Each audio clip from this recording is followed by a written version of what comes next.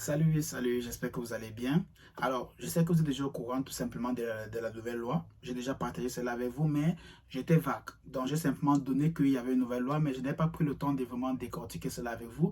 C'est pour cela que dans cette vidéo-ci, je vais prendre le temps de vous expliquer en détail en quoi consiste la loi, qui sont ceux qui sont concernés par cette loi-là. Bien évidemment, ici, on parle des étudiants étrangers, on parle des propriétaires des collèges publics privés au niveau du Canada.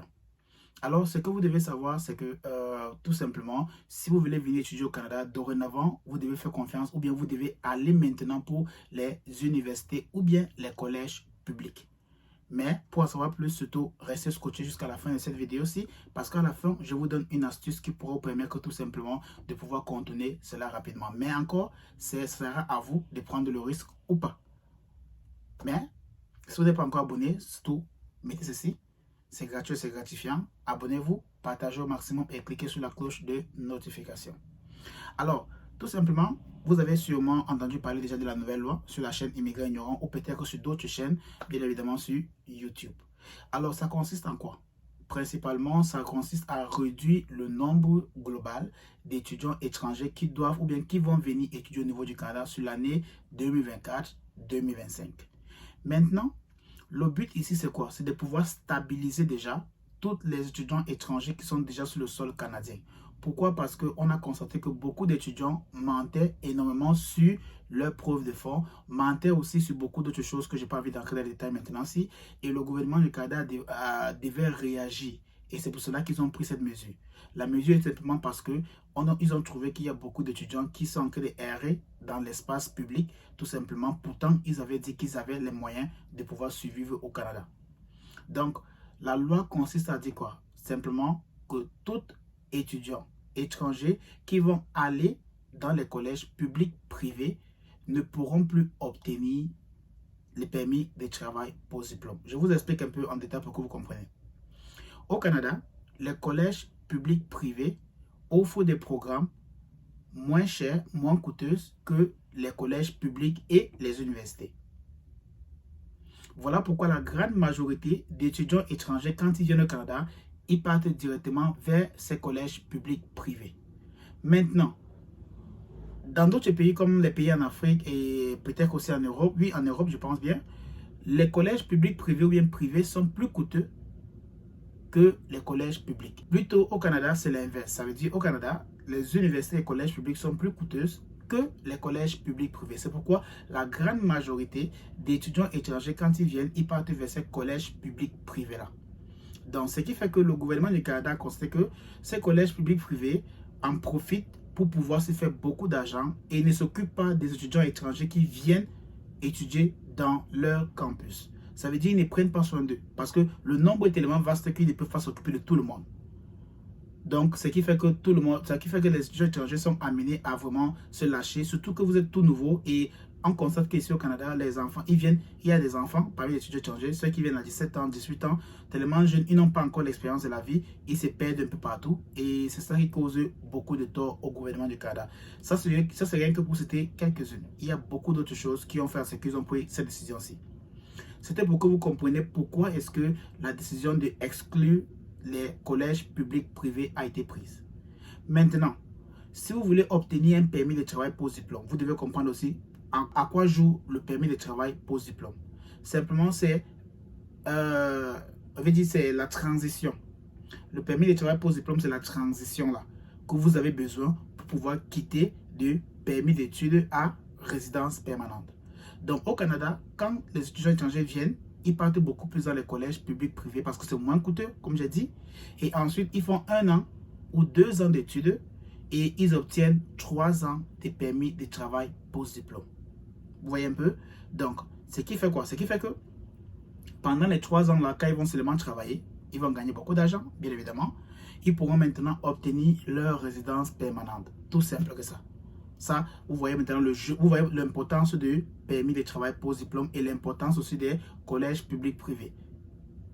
Donc, ce qui fait que maintenant, vous ne pourrez plus obtenir le permis de travail post-diplôme si vous partez vers ces collèges publics privés. Vous devez maintenant vous diriger plutôt vers les collèges publics ou les universités. si vous voulez peut-être faire les DEC, les DEP et bien évidemment le programme de licence, allez plutôt vers des collèges publics ou bien des universités si vous voulez avoir une chance d'obtenir votre permis de travail post-diplôme pour transiter d'étudiant à résident permanent.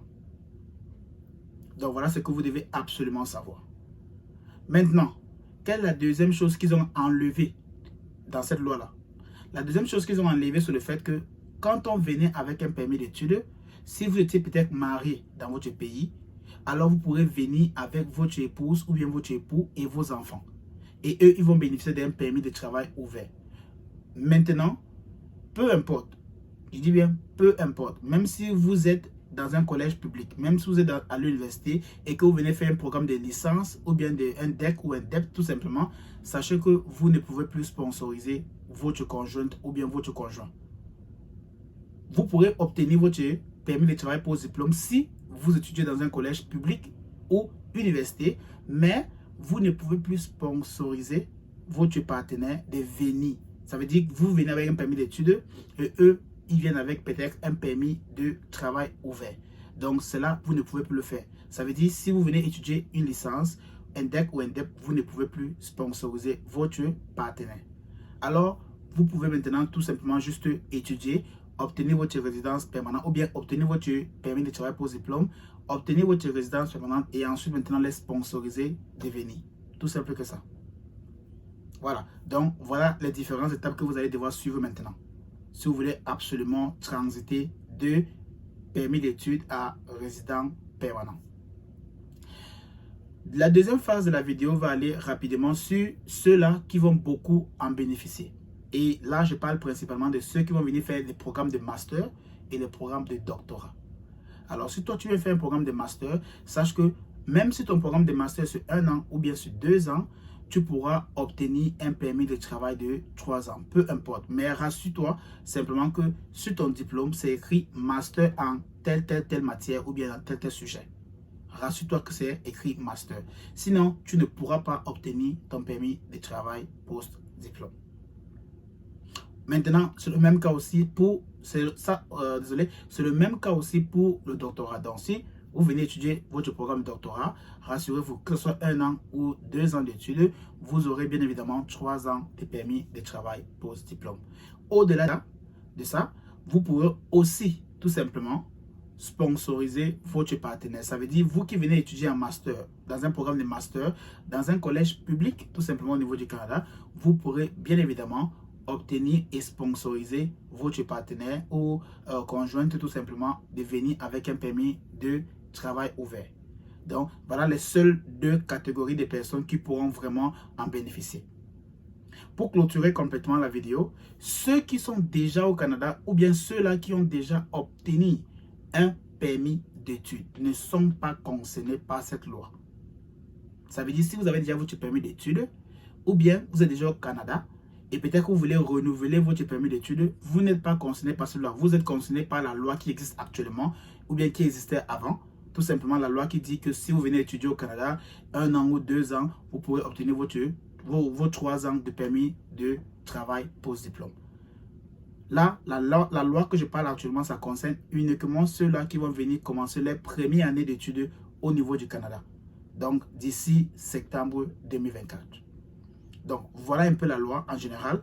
Mais une chose que je tiens à vous dire ici, c'est quoi? C'est que ça peut changer à n'importe quel instant sur le Canada. Les lois changent tous les jours. Donc, actuellement, c'est la loi qui est en vigueur. Mais demain, je pourrais peut-être venir avec une nouvelle loi que le gouvernement du Canada a changé et je pourrais partager cela avec vous. Donc, restez informés, restez toujours à l'écoute. Restez toujours connectés sur Immigrants Ignorants Canada, sur Facebook, sur Instagram et bien évidemment sur YouTube. Partagez au maximum et n'hésitez pas de soutenir aussi la chaîne. Je vous ai dit, vous pouvez soutenir la chaîne pour qu'on puisse grandir ensemble. Voilà. Maintenant, je finis la vidéo juste en vous donnant une petite astuce. Ça, c'est pour ceux-là, bien évidemment, qui n'ont pas assez de moyens, mais qui veulent toujours venir au Canada. Ceux-là qui ont la tête dure, tout simplement, mais qui veulent toujours venir, peu importe la situation. Alors, sachez que vous pouvez toujours venir au Canada, étudier dans les collèges publics, privés. Il n'y a pas de souci, mais sachez que c'est à votre risque que vous prenez cela. Et l'astuce que je vais vous donner, c'est à votre risque, bien évidemment.